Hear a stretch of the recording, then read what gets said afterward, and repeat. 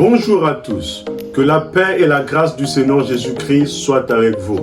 Après quelque temps d'absence, nous venons encore avec un message assez révélateur.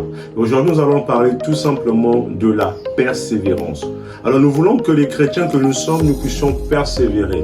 C'est vrai que Dieu n'avait jamais promis que les choses soient faciles, mais il avait plutôt promis que les choses soient possibles. Alors, donc, notre Dieu n'est pas un Dieu de facilité, mais plutôt de possibilité. Je vais tout simplement te dire, toi qui traverses des moments difficiles, toi qui traverses des moments assez compliqués, ne pense pas que le Seigneur t'a abandonné. Non, pas du tout. Mais il veut tout simplement rendre possible le témoignage qui se cache au-dedans de toi. Nous allons tout simplement nous plonger dans Hébreux chapitre 10. Lisons le verset 35. La Bible dit, « N'abandonnez donc pas votre assurance, à laquelle est attachée une grande rémunération, car vous avez besoin de persévérance, afin qu'après avoir accompli la volonté de Dieu, vous obteniez ce qui vous est promis. » Alors nous voyons ici que la promesse est attachée à la persévérance, mais une persévérance qui doit être liée à la foi. Car Jacques chapitre 1er verset 3 va donc dire que l'épreuve de votre foi procure de la patience.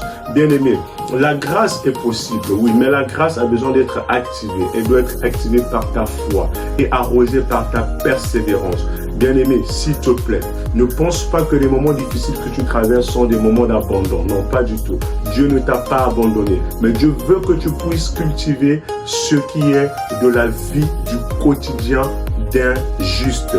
Et qu'est-ce qu'on dit à propos des justes? Regardez ce que la Bible dit, toujours ce Hébreux 10. Cette fois-ci, on vient au verset 38. La Bible dit, « Et mon juste vivra par la foi. » Mais s'il se retire, on peut remplacer se retire par abandonner. Mais s'il abandonne, mon âme ne prend pas plaisir en lui. Ça veut donc dire que l'âme de Dieu prend plaisir à ceux qui savent persévérer, à ceux-là qui ont de la foi, à ceux-là qui savent regarder à l'Éternel. Alors que tes échecs à toi ne puissent pas te faire abandonner. Car Dieu permet quelque chose dans ta vie pour deux raisons. La première raison, c'est pour jauger le degré de ta foi. Et la deuxième raison, c'est pour tirer une gloire au travers de ce que tu es en train de vivre. Alors bien-aimé, laisse Dieu voir le niveau de ta foi. Bien-aimé, laisse Dieu tirer la gloire dans cette situation. Tu veux bel et bien voyager, tu veux bel et bien te marier, tu veux bel et bien avoir une stabilité financière, tu veux travailler toi aussi, tu veux avoir une famille, fonder ta famille et glorifier Dieu.